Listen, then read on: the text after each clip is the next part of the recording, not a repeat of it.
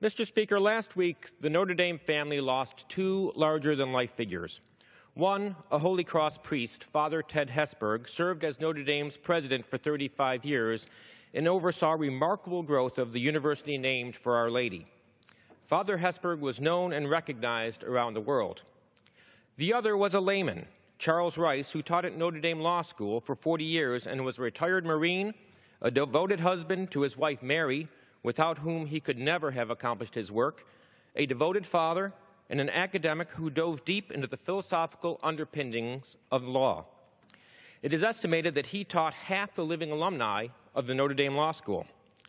While much has been written and said these last few days about Father Hesburgh, given the international stage on which he walked, comparatively less has been said of Professor Rice, except for the recognition that countless law students, colleagues, and pro-life and religious liberty advocates have given in the days since he passed away.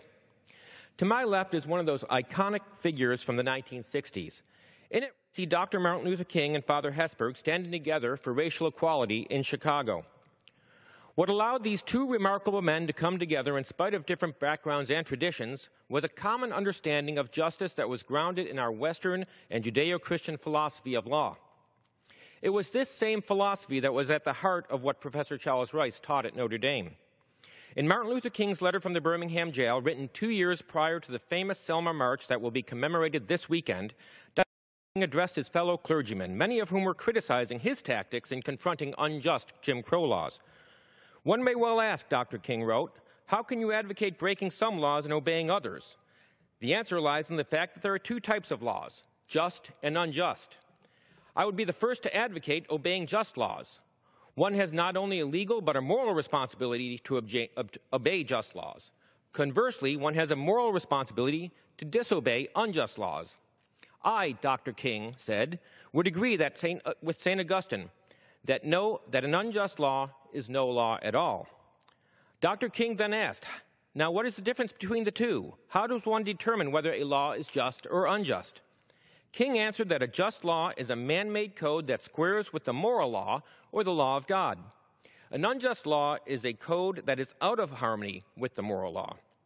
To put it in the terms of St. Thomas Aquinas, Dr. King continued, an unjust law is a human law that is not rooted in eternal law and natural law.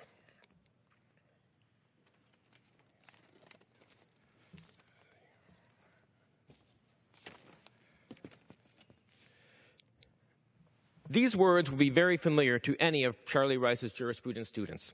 Indeed, a significant amount of Professor Rice's work dealt with the concept of natural law.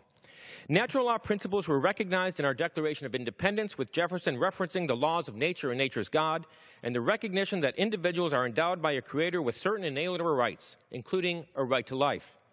Charlie Rice was a fierce defender of the right to life.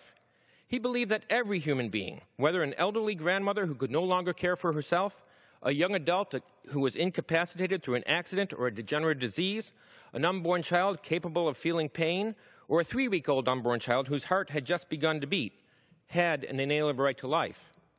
And for Charlie, those lives, and all human lives, are sacred because they are a gift of God. In the years since Roe v. Wade, Professor Rice never wavered from his core conviction on the right to life. He became increasingly concerned for the religious freedom and conscience rights of individuals when he saw government coercing them into practices that violated those rights.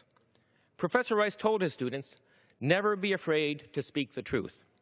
He certainly never was. For him, the truth was clear. The right to life and freedom of religion, both of which are specifically mentioned in our nation's founding documents, are under attack. But Professor Rice never gave up. He believed that one day those rights would be protected again, and he continued to defend those rights to the day he died. His work in defending life and religious freedom will continue. It will live on in his wife Mary, his children and grandchildren, as well as the countless lives he touched. May Professor Rice and Father Hesburgh rest in peace.